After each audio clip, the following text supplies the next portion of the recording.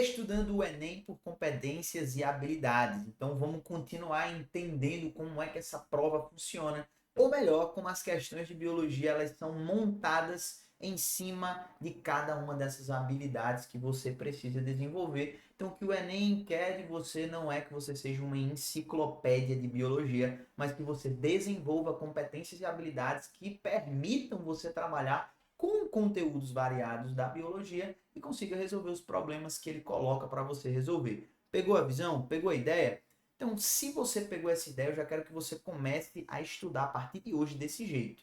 Comece a estudar biologia desenvolvendo competências e habilidades. Não só querendo bater conteúdo de capa a capa, porque não é assim que se estuda para o Enem, você estuda desenvolvendo as habilidades para resolver os problemas que ele coloca para você. Então, se você quer aprender dessa forma, clica aqui embaixo, que eu já quero deixar 15 dias de graça para você estudar com a plataforma da M biologia inteira, mas para você entender dessa forma, do jeito que o Enem quer que você trabalhe para resolver essas questões. Então resgata esses 15 dias de acesso, pegue esse presente e vem comigo aqui para esse vídeo que você não vai se arrepender. Então olha só, competênciazinha número 6, habilidade número 20. Essa competência é muito interessante porque ela está associada não somente com a biologia, mas ela está falando aqui ó, sobre apropriar-se de conhecimentos da física para, em situações problema, interpretar ou avaliar ou planejar intervenções científico-tecnológicas. Eu quero que você perceba que essa competência, a nível de desenvolvimento cognitivo do assunto, do conteúdo, ou seja, quando a gente vai escalando a pirâmide do aprendizado, esse conteúdo, né, essa habilidade, essa competência, ela vai estar mais relacionada com a parte do meio e do topo da nossa pirâmide do aprendizado. Então a gente vai estar falando aí mais de uma conjuntura cognitiva de explicação, de justificativa, de planejamento, elaboração de algo. Então você precisa ter um domínio específico sobre aquele conteúdo para que você consiga de fato, né, desenvolver esses passos do aprendizado. Se você estiver no nível básico ali da identificação, da memorização, você não vai conseguir, né, atingir essa resolução de problema, esse nível de resolução de problema que essa competência ela cobra. Então, geralmente essas competências mais para o final aí da parte de naturezas, elas vão estar muito relacionadas com essa parte de atividade, né? Você tem que estar ativo naquele processo cognitivo. Então, planejar, comparar, avaliar, criar algo. Então, você precisa ter um domínio. E aí a gente vai para a habilidade, né? A habilidade, na verdade, ela é muito simples, que é caracterização.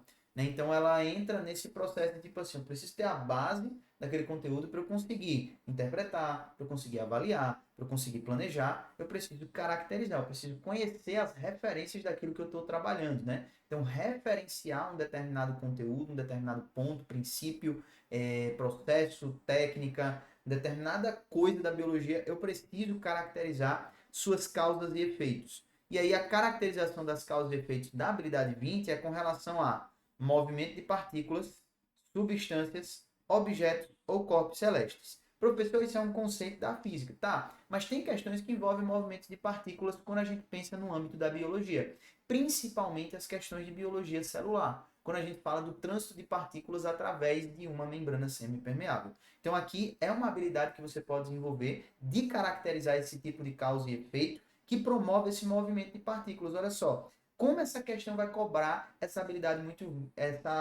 20 muito bem detalhada. Então olha só, uma cozinheira colocou sal a mais para o feijão que estava cozinhando. Para solucionar o problema, ela acrescentou batatas cruas e sem tempero dentro da panela. Então ela estava cozinhando, salgou demais a panela, ou salgou demais o feijão, e acrescentou batatas cruas sem tempero para, né, tirar esse sal do feijão.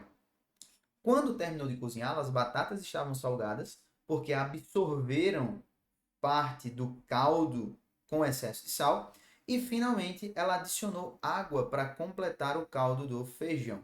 E aí ele vai perguntar: o sal foi absorvido pelas batatas. Então, por quê? Por como elas foram absorvidas? Então, você precisa saber do processo desse movimento de partículas. É uma definição básica, tá certo? Para você desenvolver essa competência, essa habilidade. Então, quando a gente pensa aqui neste quesito da movimentação aí de partículas, né? A gente precisa lembrar de um ponto muito importante. Nós estamos falando aí de trânsito de partículas. Eu tenho que essas partículas podem ser solutos, tá certo? Elas podem ser solutos ou ela pode ser o solvente, né? Quem é o solvente? Ninguém mais, ninguém menos do que a água. O solvente também é um ponto muito importante. Se eu conseguir escrever aqui, vai dar certo. Então, pronto, solvente. Quando a gente fala dos solutos, o que é que a gente está vislumbrando aí nesta conjuntura? Os solutos, eles têm um fluxo, um gradiente de passagem que vai de onde tem maior concentração para o ambiente que tem menor concentração. Então, eles acabam passando de um lado para o outro por difusão, tá certo? Isso daqui é chamado de difusão. É um processo a favor do gradiente de concentração dos solutos, tá? Então, no caso, a gente está trabalhando com sal, seria um processo de difusão. Quando a gente fala do solvente, a gente está falando da água. Então, a água ela vai passar do meio menos concentrado para o meio mais concentrado. Por que que ela passa dessa forma, diferentemente do soluto? Porque o objetivo desse trânsito de partículas é sempre o equilíbrio das concentrações. Então, eu vou estar sempre falando aí, né, de isotonicidade. Então, quando eu falo de isotonicidade, vou abrir aqui a imagem para você ver melhor. Quando eu falo de isotonicidade, eu estou falando de equilíbrio. Então, para equilibrar as concentrações, como é que eu movimento esse soluto? Eu preciso movimentar ele de onde está muito concentrado para onde está menos concentrado, para poder equilibrar. Já quando eu estou falando de quem dissolve, eu vou tirar o solvente de onde tem pouco para dissolver onde tem muito. Então, veja que o sentido do movimento é sempre direcionado ao equilíbrio, tá? Então, elas vão se movimentar a favor desse equilíbrio. Isso, portanto, são processos passivos que acontecem através de membranas. E esse processo com a água, especificamente, a gente chama de osmose. Então, você conheceu aqui a habilidade necessária para você resolver esse processo relacionado com trânsito de partículas. Eu te disse a causa e o efeito disso. A causa é justamente a diferença das concentrações. E o efeito é que quando eu movimento solutos de um lado para o outro, a depender, né, das concentrações, eu equilibro. E no caso do solvente, eu vou fazer o mesmo movimento, mas em direção oposta, porque eu tenho que equilibrar essas concentrações. E o papel do soluto é diferente. Ou diferente do solvente, né? O papel do soluto é diferente do solvente. E por isso a gente tem justamente essa movimentação distinta. Então, nesse sentido, a gente está explicando as causas e efeitos, caracterizando com relação a esse trânsito de partículas. Então, agora você pegou o fio da meada da questão. E aí, essa questão se torna muito fácil, porque a única alternativa que tem o nome difusão para esse processo que está acontecendo com sal, que é um soluto, tá? E está passando de onde tem muito para onde tem pouco, porque ela estava concentradíssima no feijão, tá? Aí ela colocou as batatas cruas, isso, o sal sai do feijão e vai para as batatas cruas. As batatas absorvem esse sal, por quê? Por difusão, porque elas estão saindo de onde tem muito para onde tem pouco, tá? Para equilibrar essas concentrações. Então a única alternativa que tem aí de fusão seria a letra E, né? Então por isso ela vai ser a nossa resposta correta. As demais, B, C e D, estão associadas com processos de internalização da célula. Não é aí o trânsito de partículas propriamente dito quando a gente fala de difusão e osmose.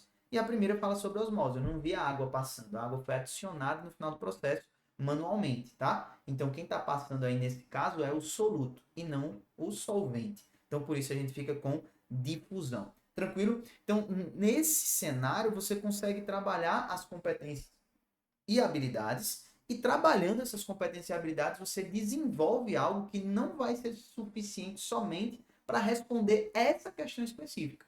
Você consegue responder outras questões que vão cair sobre trânsito de solutos, trânsito de água e assim por diante. E toda vez no Enem tem uma questãozinha de biologia celular falando sobre isso, tá? Então você acaba desenvolvendo uma habilidade que vai te garantir mais acertos ao longo das provas e não somente aprendendo a fazer uma única questão, tá? Porque essa questão caiu, ela não vai se repetir. O padrão dela se repete, ou a abordagem daquele conteúdo se repete, mas essa questão não cai mais. Então, se é uma questão inédita, eu preciso desenvolver a habilidade para resolvê-la e não aprender só a resolver aquela questão, tá? Então, pega isso, pega essa ideia e não se esquece mais. Por quê? Porque isso daí vai mudar o teu jogo, vai virar o teu jogo. Então, resgata esses 15 dias de acesso e vem aprender com a gente dentro da plataforma da M Academy. Eu fico por aqui, a gente se vê no próximo vídeo. Valeu!